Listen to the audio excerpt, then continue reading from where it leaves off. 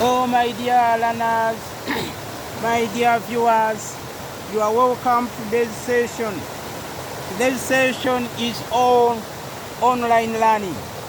Online learning can be equated to COVID-19. When it had just come, few people thought that they could get adaptations to live in COVID-19 by putting on the masks. But by the time they began to move along with it as a new normal. Likewise, it is online learning. Online learning, that is a session whereby one sits somewhere, uses any electronic gadget he has to learn or to acquire new information. And in so, it means that there are three phases of which one has to go through. One, there is pre, the lesson. There is active, the lesson. Then there is post, the lesson. When we talk about pre, that is how do we prepare ourselves before the lesson. Active, that is how do we behave when we are listening to the lesson. Then post, that is how do we behave after watching the lesson. Now let us have a look at how we prepare before the lesson. One, sit in a quiet place. Sitting in a quiet place tunes and reminds the mind that there is something new of which one has to acquire. Then two, let the books or the notebooks and the pens or any other necessary material you may have to be at your nearby exposure. Then three, if you are using the phone or any electronic gadget, make it a point that it is fully charged, or if at all it's desirable to have a backup. Then two, when it comes to watching actively, watching the lesson, watch actively and not passively. When it comes to watching actively, that means that don't just watch. Listen carefully and think about what you are seeing or what you are hearing. Then two, write the formulae or the formulas being talked about. We can talk about the principles, we can talk about the formula, we can talk about the theory, anything of that nature which is of great importance. Then also, don't forget to understand the examples. After understanding the examples, you copy them down. Then beyond that, when it comes to you after going through the video, and then you happen to see or to find out that there are some difficult parts, what you have to do is rewind and rewatch. Rewind, that is pausing and let it go backwards. Then after that, watch again. There is no need of you rushing to finish. Then also, when you've done all that, when it comes to the end of watching the video, you practice immediately. On several occasions, there are some questions or there are some trials embedded or put within the video. You attempt them, and after attempting them, you can also solve other related trials from other textbooks or from other materials. This helps the memory to understand or to put into practice what you've just perceived. Then don't forget to ask and answer.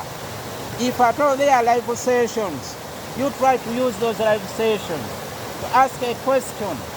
If one has asked a question and you know some good idea you can pose across, you do it. Then also, there are some of the groups, the WhatsApp groups, you can use those WhatsApp groups for discussion. If not so, we can also have the comments section. Within the comments section, you can also put there what you want. Then also don't forget to avoid distractions. When we talk about distractions, those are disturbances. How can we avoid them? Switch off media notifications. You can be having notifications from social media.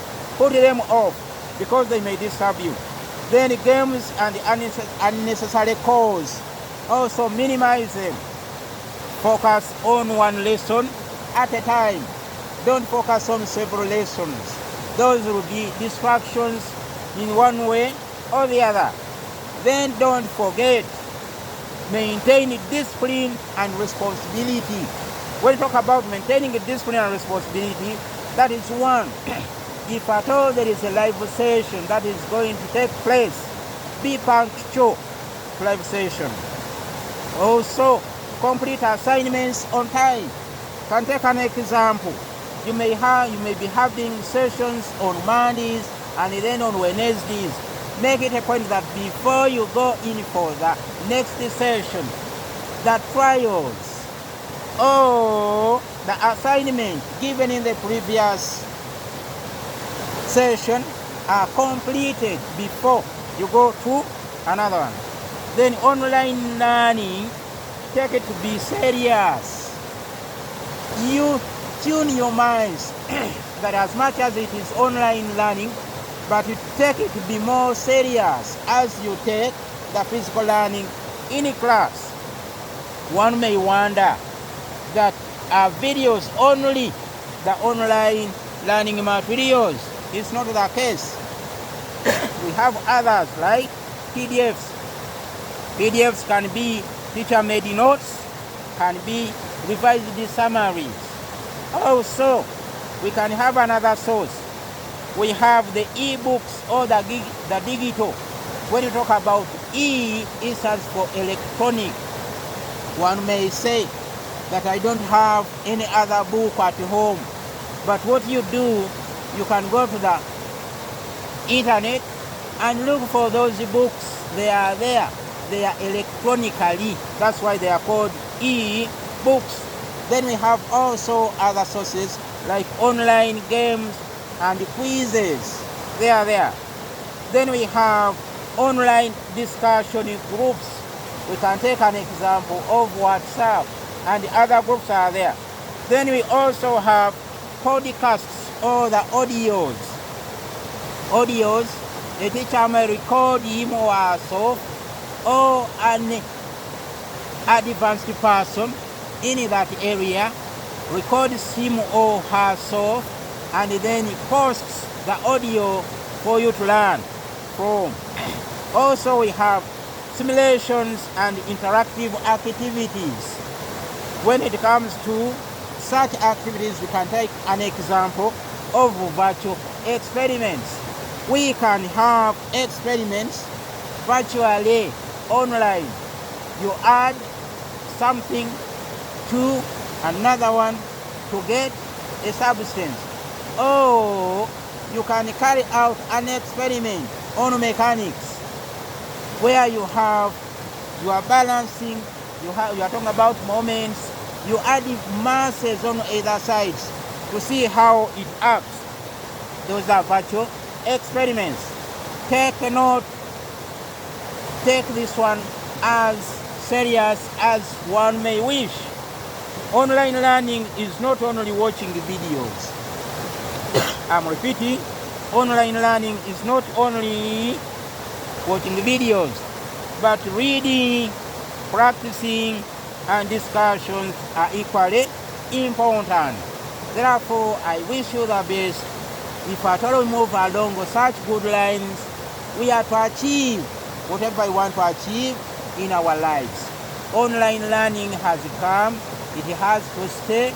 We have only to get adaptations and move with it. See you again. I wish you the best. Bye-bye. Bye.